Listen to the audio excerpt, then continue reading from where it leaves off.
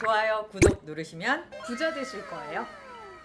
돈 터지는 경제 맛집 서현미의 돈터침이 시작합니다. 오늘은 김현우 행복자산관리연구소 소장과 함께 경제적 본능을 일깨워 보겠습니다. 안녕하세요. 네, 안녕하세요. 김현우입니다. 네, 요즘 정말 뜨거운 것들이 몇 개 있지만 그중에서 가장 뜨거운 건 금이 아닐까 네. 싶은데 금 좀 있으세요? 금 좀 있었는데 지금 계좌를 보니까 팔았네요. 싹 어제부로. 아예 아쉽다. 네. 아, 그 미리 걸어 놓은 거예요? 얼마에 그럼. 팔리게끔? 이게 사실은 맡겨요. 돈을 제가 많아가지고 어디 전문가한테 맡기는 게 아니라 네. 그러니까 요즘에는 이런 서비스들 막 수수료 한 0.5% 이렇게 받고 음. 일임해주는 곳들 많이 있거든요. 근데 제가 투자를 쭉 해보니 이게 매달려 있는다고 제가 될 것도 아니고 바쁘다 보니까 신경도 못 쓰고 지금 팔아야 되는데 지금 사야 되는데 해가지고 놓친 게 한두 번도 아니고. 그치, 타이밍 보고 있기가 참 쉽지가 않죠. 그러니까 그냥 이거 매일 24시간 들여다보는 사람들한테 수수료 조금 주고 맡기자. 야, 그게 속 편하더라고요. 보니까 어느 날 금을 한 25% 정도 내 포트폴리오 중에 이렇게 사놓은 거예요. 왜? 작년 말인가? 음. 그래가지고 너무 잘하셨네. 뭐 이렇게 많이 사놨지? 네. 했는데 그때부터 이렇게 쭉쭉쭉 올라가더니 오늘 들어가 보니까 또 팔았네. 아, 이제 고점이라고 생각했나 보다. 일단 뭐 그분들은 어느 정도 수익 실현이라는 거 사실은 개인이 하면 제일 어려운 게 수익 네. 실현을 못 해요. 그치. 이거 더 올라갈까 봐. 맞아. 그러면 이제 더 올라갈까 싶어 뉴스 찾아보면 뭐 골드만삭스에서는 올해 전망을 뭐 이렇게 내놓거든요. 네. 그럼 또 이게 사람이 안 돼. 예, 그리고 결국에 파는 게 안 돼, 파는 게. 예, 파는 게 안 돼. 그래서 결국은 제자리로 와. 예, 그때 팔아야 됐을 걸 하는 것들을 못해서. 그럼 다음번에 어떻게 맡기면 진짜 좋은지도 같이 한번 알려드리도록 하고 네. 오늘은 이제 안전자산 얘기를 좀 해보려고 해요. 네. 요즘에 특히나 골드바 같은 경우에는 뭐 구할 수가 없다던데요? 아닙니다. 아니에요? 돈만 있으면 다 살 수 있어요. 이게 그치. 예, 뉴스에서 나오는 거 신문 기사들에 뭐 골드바 품귀 현상 이렇게 얘기를 하는데 그건 조폐공사에서 만드는. 그러니까 우리나라 조폐공사라는 데가 그 지폐 만드는 데잖아요. 네네. 근데 거기에 이제 돈을 만들 때 가장 중요한 게 바로 위조 방지 기술입니다. 네. 이게 세계적으로 우리나라가 굉장히 뛰어나다고 해요. 그래서 그 위조 방지 기술을 통해 가지고 해외 지폐들도 뭐 만들어주고 이러고 있는데 금에도 그 위조 방지 기술이 들어가요. 금은 딱히 뭐 위조할 게 없죠. 그리고 금 그 판단하시는 분들한테 가면 대부분 다 할 수 가면 있잖아요. 되죠. 그런데 그 금에 보면 이제 그 KS 마크나 뭐 무궁화 마크 이렇게 찍혀 있는 게 있어요. 네. 근데 조폐공사에서 만든 금은 좀 특별합니다. 음. 여기에 홀로그램이 박혀 있는데 금에. 네. 그 금속에다가 홀로그램을 박을 수 있는 기술은 대한민국에서 제가 한 3, 4년 정도 전에 취재를 했을 땐 조폐공사가 유일하다. 네. 굳이? 네, 굳이. 네. 그 정도로 이제 뭔가 기술력도 자랑하고 싶고 네. 그러면서 이제 조폐공사가 금을 인증하는 그런 일도 하기도 해요. 네. 그래서 금도 인증할 겸 이거는 조폐공사에서 보증하는 금입니다. 해서 홀로그램 딱 박아가지고 그렇게 유통하는 금이 있는데 네. 그게 물량이 달려서 조폐공사 물량이 달려서 그럼 다른 데서 만드는 거는 충분히 살 수 있다. 충분합니다. 그래서 금은방 전화해가지고 네. 몇 군데 전화해서 요즘에 금 품귀라는데 살 수 있나요? 품귀든 무슨요? 돈만 있으면 얼마든지 살 수 오세요. 이제 뭐든 안 되면 돈이 부족하진 않나 한번 살펴봐라. 내가 뭔가 부족하다 그러면 뭐 안 된다. 그럼 돈이 부족한 겁니다. 알겠습니다. 자, 금값 추이부터 보겠습니다. 네. 최근 3개월 동안 얼마나 올랐어요? 보니까 국제금 시세가 무려 3개월 동안 13%. 이야. 그러니까 현재 1g당 국제금 시세는 우리 돈으로 13만 5천 원. 오늘 환율 계산해서요. 네. KRX 금 시세, 국내 금 시세는 3개월 전보다 20% 상승. 현재 1g당 14만 6천 원. 이야. 뭐 8% 정도 차이는 나는데 3개월 만에 이렇게 훅훅 뭐 1년 전보다는 뭐 60% 가까이 훅훅 8%포인트 너무 큰데? 차이가 많이 크죠. 예. 여기가 꼭 한국만 오면 그런 것 같아요. 김치 프리미엄이라고 예. 하는 대부분 그런데 우리나라 안에서 거래되는 금이 살짝 비싸기는 해요. 근데 이렇게 오차가 크게 벌어진 적은 처음이거든요. 네. 장기간 동안. 네. 그러니까 조금 위험하다. 그러니까 지금 금을 우리나라에서 사는 건 비싸게 사는 거다. 상투 잡고 사는 거나 다름없다. 그 전체적인 가격 추이로서는 모르죠. 앞으로 금값이 더 올라간다면 상투가 아닐 수도 있는데 어쨌든 만약에 상투다 그러면 상투의 상투를 잡는 거다. 상투에 정말 꼭지를 이렇게 손가락 딱 대고 네. 네. 그것도 포장지 가격까지 다 주는 거다. 그런 네. 셈입니다. 박스 가격까지. 네. 자, 이게 트럼프의 영향이 되게 크다고 하던데. 관세 전쟁? 이게 여러 가지 영향이 있는데 금값이 왜 올랐느냐를 분석을 하는 건 그냥 그 사후 분석밖에는 없어요. 늘 금값 왜 오르는지 여러분들 기사를 잘 살펴보시면 지금 현재 금값이 오르고 있는 건 이거 때문인 걸로 분석된다. 네. 사실 금이라는 건요 절대적으로 수요와 공급에 의해서 움직이거든요. 예. 그러니까 우리가 기업의 주가는 삼성전자 예를 들자면 뭐 반도체 시장이 좋아져서 뭐 실적이 높아지고 또 환율이 올라서 그로 인한 수출적인 이득 뭐 이런 게 생겨가지고 배당이 많이 나올 것 같고 아 그러면 앞으로 주가가 오를 것 같네 이런 전망들이 나와서 오르고 있다라는 게 완벽하게 분석이 되는데 네. 금은 뭐 갖고 있으면은 얘가 뭐 뭐 성장을 하는 것도 그러니까요. 아니고. 부피가 커지고 무게가 그러니까. 무거워 이런 것도 예. 아니잖아요. 그냥 오로지 사람들이 많이 사면 많이 필요로 어디선가 느껴가지고 많이 매입을 하면 그 수요에 의해서 그러니까 공급되는 거는 채굴량은 한정적이고 앞으로 이게 뭐 한 10몇만 톤 남았다라고 그렇게 알고 있는데 어쨌든 네. 그 수요가 많아지게 되면 당연히 금값은 오르는데 지금 분석되는 건 그 트럼프 말씀하신 관세 전쟁에 의한 불확실성 증가 요게 이제 뭐 기폭제가 될 수 있다라고 보고 있고 그다음에 앞으로 이제 미국도 금리 내릴 거잖아요. 네. 전 세계적으로 금리 내릴 텐데 그걸 트럼프가 가장 원하고 있고. 그렇죠. 그 금리를 낮춘다라고 하는 건 우리가 쉽게 얘기해서 화폐의 가치가 떨어진다라고 보시면 돼요. 돈의 가격이 떨어진다. 그러면은 이제 화폐 가치 떨어진다, 물가 상승한다. 화폐를 물가를 어떤 보존할 수 있는 내 자산 가치를 보존할 수 있는 그런 수단 중에 뭐 대표적인 게 금. 근데 가만히 생각해 보면 그렇게 금리가 낮아졌을 때 금이 안 오른 경우들도 많이 있거든요. 네. 그러니까 금리가 낮아지게 되면 다른 자산 가격들도 올라갈 가능성이 크거든요. 우리 코로나 때 잠깐 생각해 보면 네. 주가 뛰었죠, 부동산 뛰었죠, 코인 뛰었죠, 다 뛰었어요. 그러니까 다른 것들이 상대적으로 더 많이 올라갈 가능성이 있으면 그것들부터 먼저 올라가는데 지금은 뭐 눌려 있는 거라고 생각을 하는지 일단 이게 있고 그다음에 가장 큰 건 이제 중앙은행의 금 매입. 전 세계 중앙은행들이 금을 많이 사기 시작했고 네. 특히나 지금 중국이 완벽하게 공개는 하지 않고 있는데 중국이 금을 매수하는 수요도 상당히 많을 것이다. 그거는 이제 관세 전쟁 때문인가요? 아니면 진짜 대만 전쟁을 앞두고 여러 가지 이유가 있을 것 같아요. 그러니까 우리가 보통 어떤 국제 정세가 불안했을 때 뭐 대응하기 위해서는 외환 보유고를 늘려야 되잖아요. 네. 이게 우리의 비상금인데 외환 보유고라고 하는 게 결국은 달러예요. 근데 러시아 요번에 우크라이나 전쟁 일으키면서 러시아가 갖고 있던 달러 자산 다 동결됐잖아요. 네. 그러니까 그게 해외에 있는 러시아 이름으로 된 계좌에 달러로 돼 있으면 야 다 동결시켜. 얘네 돈 못 끄집어내 가게. 근데 이걸 이제 중국이 옆에서 이렇게 쭉 지켜보다 보니까 어라? 가만히 있어봐. 그게 현실화되진 않겠으나 이게 자칫 잘못하다가는 해외에 있는 우리 달러 자산이 다 동결될 것 같은데 라는 불안감이 들 수밖에 없죠. 그렇죠. 지금 중국이 갖고 있는 이 달러 채권이 얼마나 어마무시한데 그래서 아무래도 그 외환 보유고 중에 달러 비중을 줄일 수는 없겠으나 그래도 국제적으로 통용될 수 있는 금을 그래서 늘리고 있는 것 아닌가. 실제로 중국이 발표한 것도 앞으로 향후 뭐 5년 동안은 계속적으로 금을 매입을 할 사들일 것이다. 거다. 네, 사들일 거다라는 얘기가 있고 그게 지금 작년까지도 쭉 사들이다가 한 반년 정도 멈췄다가 다시 사들이기 시작했거든요. 네. 그러니까 갑자기 금값이 왜 이렇게 오르지? 그럼 중국도 금 보유량 늘리고 있고 큰 유럽에 손들이 가져가고 예. 있어서. 우리나라만 사실 한국은행은 금에 대해서는 약간 보수적인 입장을 취하고 있기는 한데 그렇게 이제 수요가 늘어나다 보니까 금값이 짧은 기간 내에 확 오른 거 아닌가. 그러다 보니 또 투자 수요까지 몰려가지고 플러스 투기 수요까지 몰려서 개인들까지 그러면 앞으로도 계속 오를 거라고 봐도 되려나요? 장기적으로 보면은 오를 거라고 분석하시는 분들이 많이 있어요. 그런데 앞서 말씀드린 것처럼 금은 그 앞으로의 펀더멘탈 뭐 이런 것들을 그러니까. 뭐 알 수가 없는 뭐 알을 거라서 낳는 것도 아니고. 예, 이러다가 그냥 갑자기 이제 금 매입 중단하고 음. 갑자기 트럼프와 시진핑이 악수하고 뭐 이러면 이제 지금 또 푸틴 만나는 거 보면은 그럴 수도 있겠다 싶어요.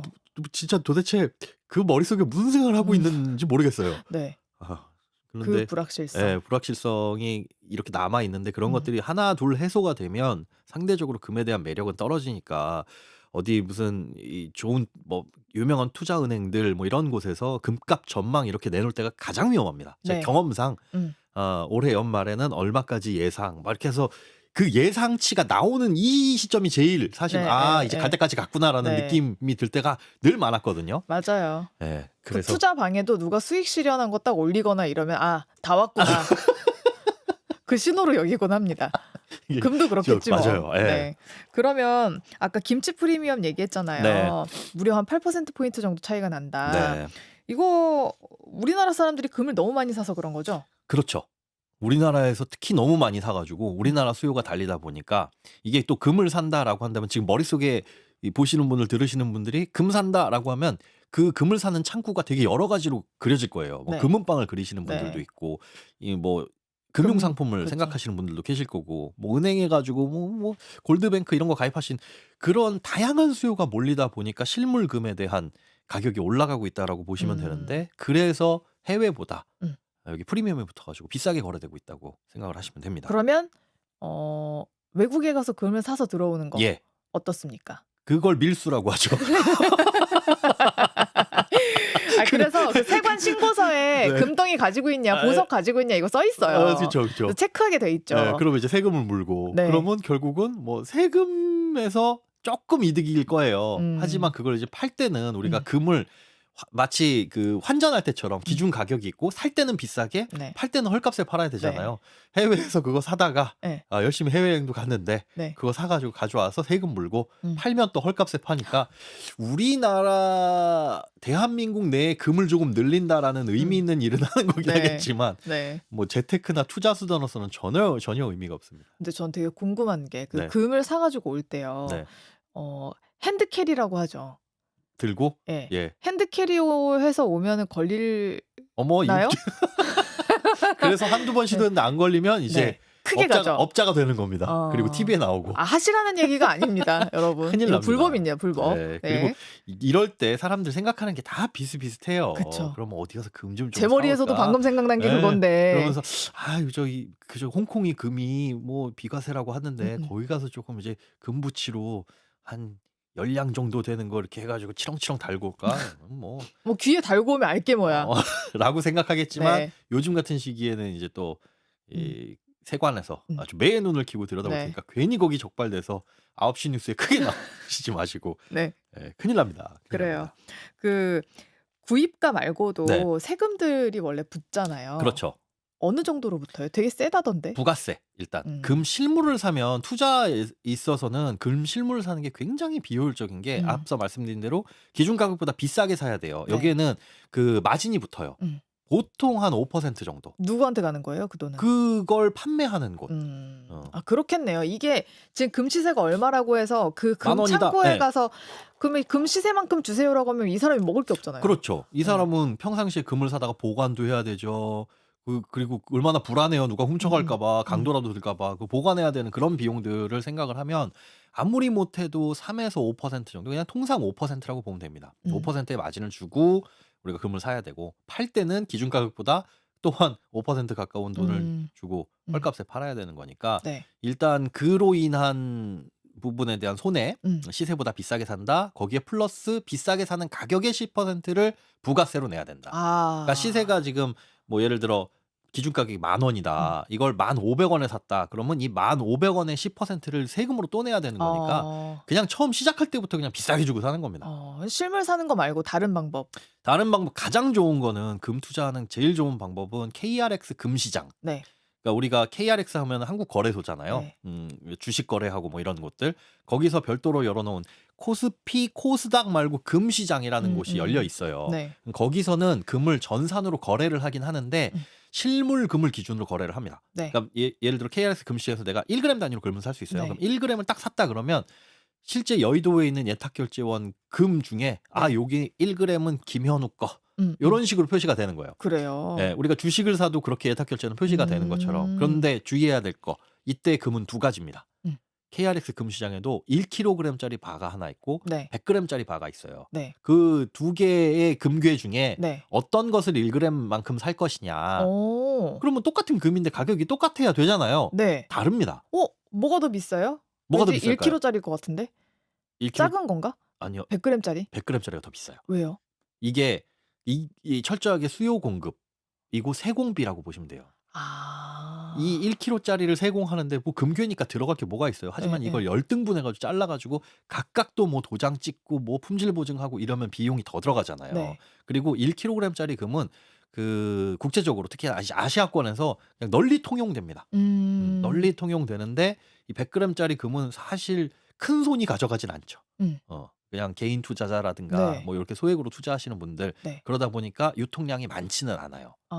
오히려 1kg짜리가 유통량이나 거래량은 20배가 넘습니다. 100g에 비해 가지고. 그래서 KRX 금시장에 들어가서 내가 금을 1g 단위로 거래를 할 거야라고 하면 뭘 고르셔야 되겠어요, 당연히.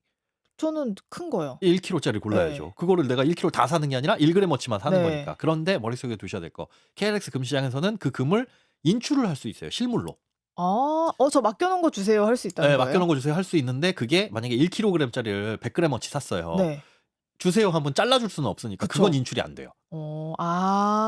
인출을 위한 거구나. 인출을 고려하면 그래서 왜 1kg짜리만 거래하지 복잡하게 이렇게 해놨어? 그러면 실물 인출하시는 소액 투자자들을 위해서. 그러면 10g짜리도 좀 만들어주지. 그러면 이제 보관 비용이나 유통 비용이 너무 그러네. 들어가니까 그 100g짜리 어떻게 생겼어요? 100g짜리 그냥 그 초콜릿 있죠. 네. 그 초콜릿 이렇게 납작한 초콜릿들 네. 보면 이렇게 잘라서 떼 먹을 수 있는 네, 그 네. 조그만 크기. 네, 얼마 안 커요. 초콜릿 중에 그렇겠네요. 좀 큰. 그렇게 해가지고 그냥 누리끼리 하게. 그리고 1kg짜리 금도 네. 제가 휴대폰용인데 휴대폰보다 작아요. 그쵸. 그 골드바는 우리가 이제 TV에서 많이 보잖아요. 네, 되게 얇고 사실은 네. 1kg가 이 정도라고 할 정도고 100g짜리도 그렇게 생겼습니다. 그래서 하여튼 실물 일출을 한 걸 생각하시면은 100g짜리를 하시긴 하셔야 되는데 네. 자 실물금에 투자한다고 해도 KRX 금시장이 유리합니다. 네. 뭐가 유리하냐? 지금은 약간 달라요. 뭐가 다른지 조금 뒤에 말씀드리고 네. 그 세금을 아까 부가세 10%를 네. 내야 된다고 말씀드렸잖아요. 그 부가세는 보통 금은방 가서 사면 지금 기준으로 내가 10만 원어치 금을 샀다 그러면 10%를 내야 되죠. 네. 근데 KRX 금시장에서는 아까 실물금에 투자한다는 전제로 말씀드렸잖아요. 네. 그래서 한 5년 전에 금을 100만 원어치 사놨어. 네. 근데 이게 금이 500만 원이 됐네. 네. 그럼 이거 인출해 주세요라고 할 때는 네. 500만 원 10%가 아니라 그 전에 샀던 내가 금액. 옛날에 샀던 그 100만 원을 기준으로 10%를 내게 됩니다. 오, 좋네. 네, 그래서 금을 실물 투자를 하는데 장기 투자를 할 거야. 그러면 굳이 지금 사가지고 부가세 지금 세게 10% 내는 것도 좋지만 네.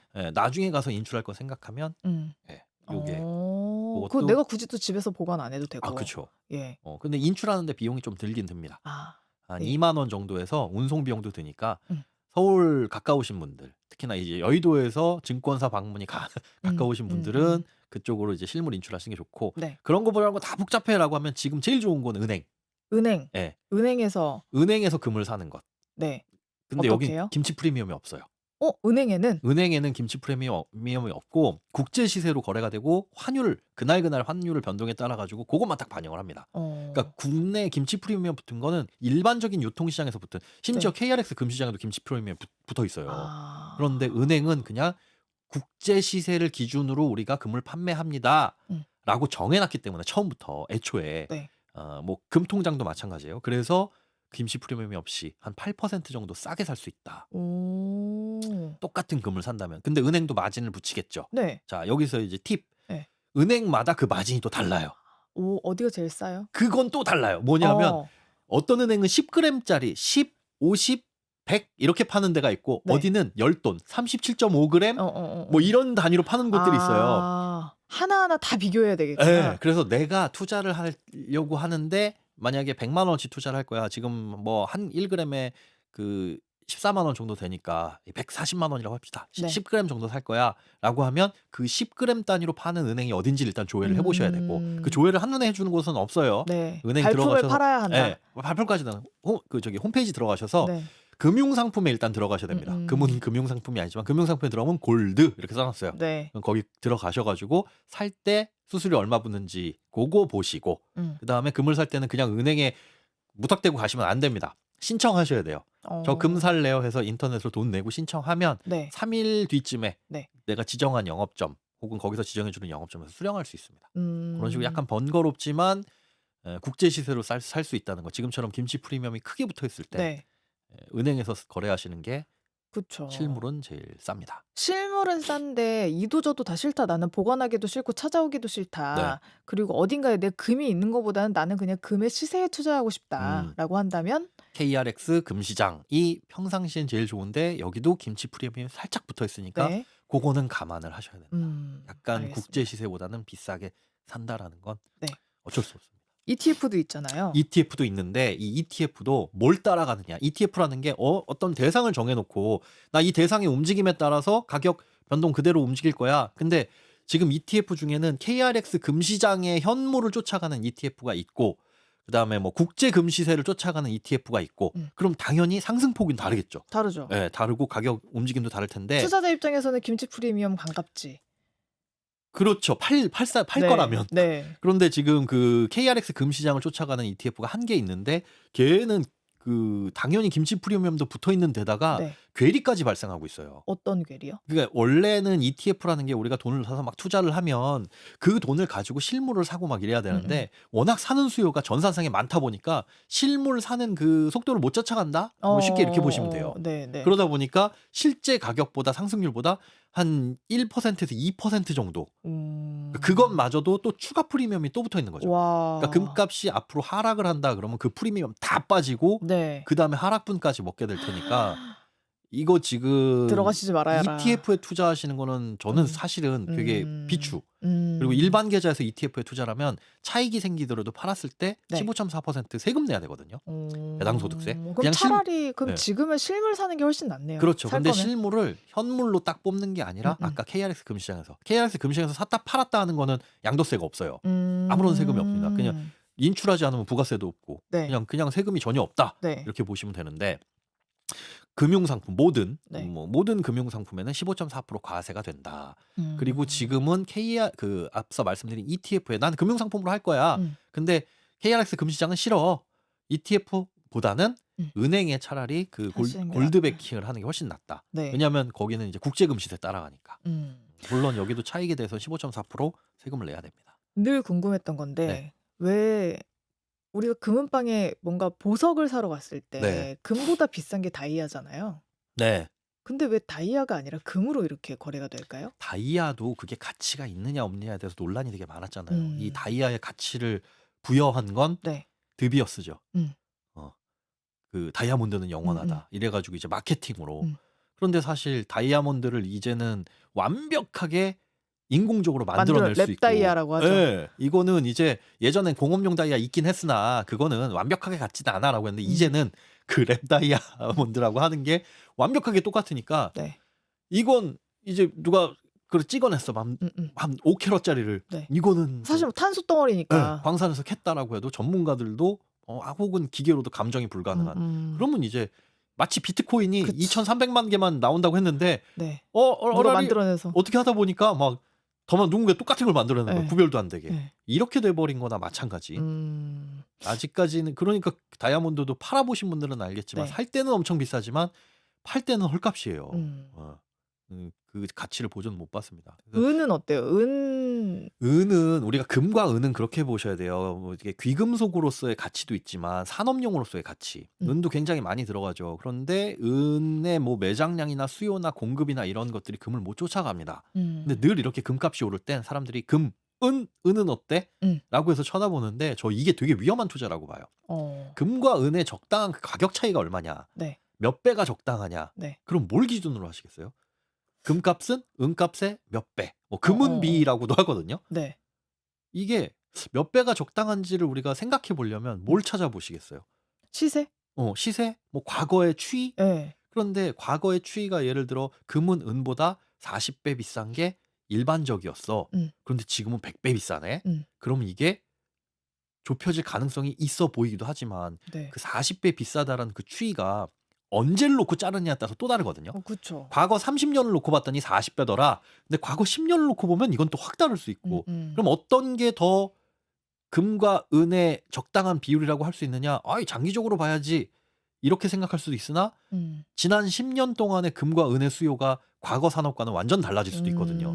그러니까 이건 그냥 해석하기 나름이에요. 이게 많이 차이가 벌어졌다라고 하는 게 금값이 많이 올라서일 수도 있는 거고. 네. 뭐 은에 투자하고 싶으신 분들이 생각하는 대로 바라는 대로 은이 저평가돼 있을 수도 있으나 은은 엄청나게 금보다 훨씬 변동성이 크다.